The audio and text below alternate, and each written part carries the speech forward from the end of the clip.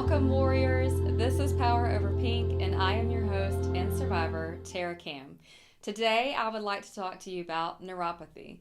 There are many alternative treatments that you can do during the administration of chemo that could potentially keep you from developing neuropathy. Neuropathy is numbness and tingling in your hands and your feet that can often lead to your inability to do fine-tune things. Now, as a dental hygienist, I didn't want to risk losing my hands while fighting cancer.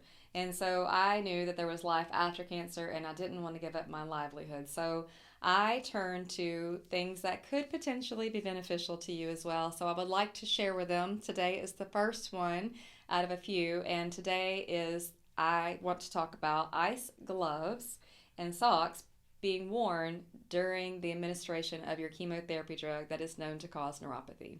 Now, you should know which one of your drugs that you're going to be given is known to cause this, and you can ask your oncology team what they think about it, but I do know in particular there are a few that are against wearing the ice gloves and say that it does not work. Now, it may not work. There is no guarantee, but what is the harm in trying? And I, again, just had known a few people who had done this during their chemotherapy drug administration, which was different than the drugs that I was given. I was given Taxotere, which is the main one known to cause neuropathy, and Cytoxin. So I was able to have a friend who had already had these on hand, and she let me borrow them.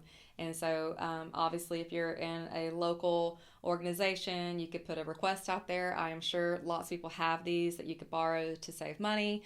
But I would highly suggest giving it a go, because as the drugs are being administered, they go everywhere through your whole body. But wearing the iced gloves and socks restricts your blood vessels so that the drug can't reach your fingertips or your toe tips. And so that, to me, is going to give you two benefits. It's going to potentially keep you from getting the numbness, and it's also potentially going to keep you from losing your fingernails and your toenails, which is a huge side effect to multiple chemotherapy drugs.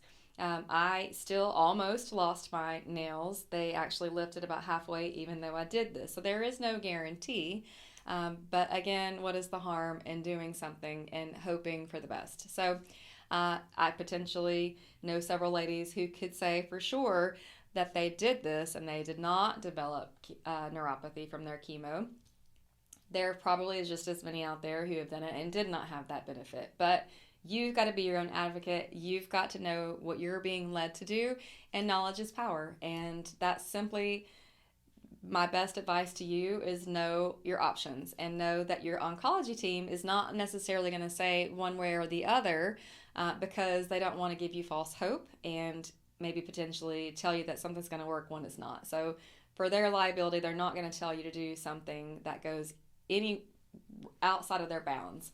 And so neuropathy, again, as a dental hygienist, can't lose my fingertips. So for me, it was worth all the effort. So this is, I'm not going to show you the name brand because I'm not an affiliate of theirs. This is what I was given from my friend. And you just put your hand into the glove and you wear it and you tighten it up. It's got a strap on here and you make it really tight. You put it on both hands. And for me, when Taxotere was going to be administered, it was going to go over an hour for that drug to go in. You want to change out your gloves every 30 minutes because they just can't stay cold enough. And so you want it to be as cold as possible. You also could do something like these socks. You slide this little insert in the end of the sock and wear it while they're putting it on. The little insert is so small that it does not stay cold for long. So you may want to get and do this maybe every 15 minutes. But I highly recommend it. There are multiple brands out there. Just go on to Amazon or some online store for breast cancer patients and type in iced gloves and socks, and you will be amazed at how many show up. And also, there are cold cap options outside of what the hospital offers. I did not know about that at the time, so I did not do that.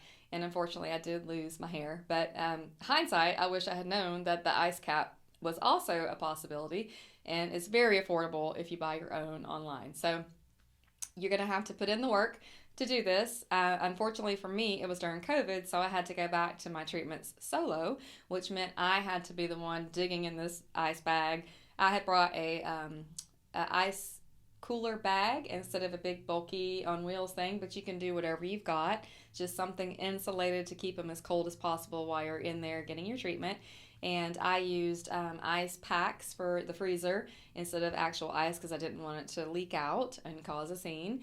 And I did not wear it when I got Cytoxin because Cytoxin is not known to cause neuropathy. I only wore it when Taxotere was being administered. And like I said, I have friends who have done different chemotherapy drugs than I did that is also known to cause neuropathy, and they had great success too. So know that this is an option. Now, is it a guarantee? Absolutely not. But I can say 3 years out, I do not have neuropathy. Every now and then, I get some tingling in my right foot, but not in my toe tips.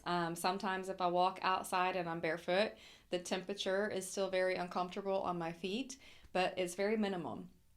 Now, would I have still gotten that? I don't know. Would I have gotten worse symptoms from neuropathy even, without this? I don't know. All I know is what I did and what I can tell you, maybe you should do as well.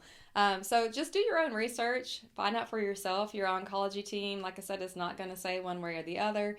So there's multiple things that I'm going to talk about in a few episodes just to kind of give you some pointers on how to avoid neuropathy, because if you're like me, you got a long life ahead of you and you want to be able to live and have a good quality of life. So anyway, look into getting yourself some of these before your treatments. You want to start day one. You want to be prepared, and people are going to ask questions. Even my nurses didn't know what I was doing. They had never heard of it. They thought I was crazy. And you know what? That's okay. Maybe I was a little crazy. I did feel crazy, but honestly, I think it worked. So that's why I'm willing to share it with you guys. And anyway, let me know what you think. Let me know if you've done this and it's worked for you.